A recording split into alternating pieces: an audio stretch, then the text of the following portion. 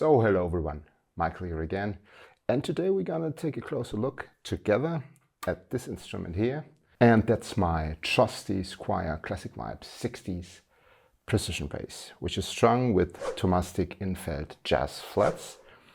And I got this bass used some, I think 7 years ago, something like that, and the strings were already on this bass, and yeah, I just fell in love spontaneously with the sound and the feel of the whole instrument.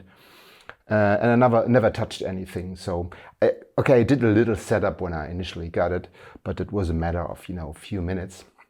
And since then I played it on so many gigs.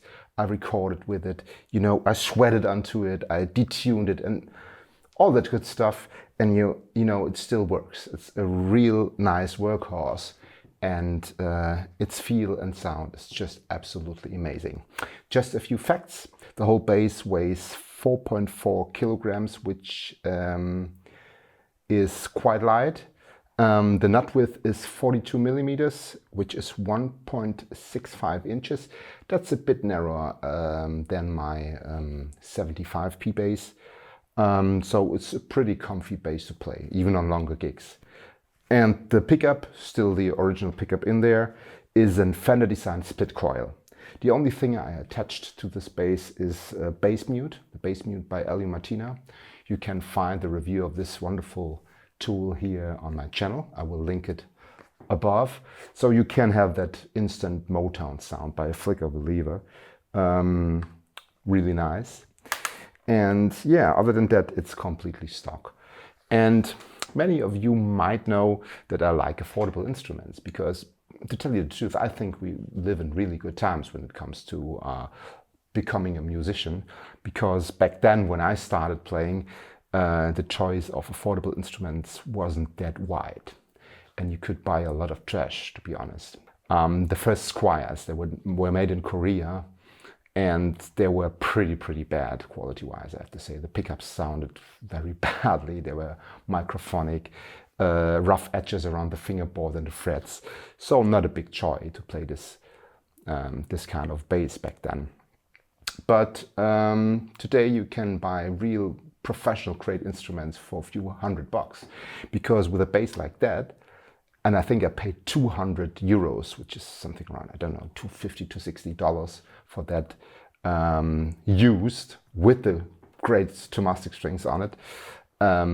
With a bass like that, you have a professional tool, no doubt about that. It offers you everything one needs to get a really good sound. And the sound examples you're gonna hear later on in the video are completely, this bass just directly plugged into my Behringer USB sound interface, and just a bit of compression and EQ added in Cubase 11. So no amp, no outboard compression or stuff like that. It's just a pure bass sound directly into my computer. And you can really hear, with good strings and a good setup, these basses just sound so good. So good times for beginners and people who just, like to have a broad variety of basses without, robbing the bank. And you can really get that with these Squier basses, because yeah, they just feel amazing. I mean, the only thing the one or other could dislike is they have a quite thick layer of lacquer on the body and also on the neck. Something I really don't mind, because all of my 70s, or the two 70s instruments I own, my jazz bass and the precision bass, do have that as well, and so I'm pretty used to it. Yeah, the hardware is without any troubles, it just works. It's even got the Schaller made tuning packs here.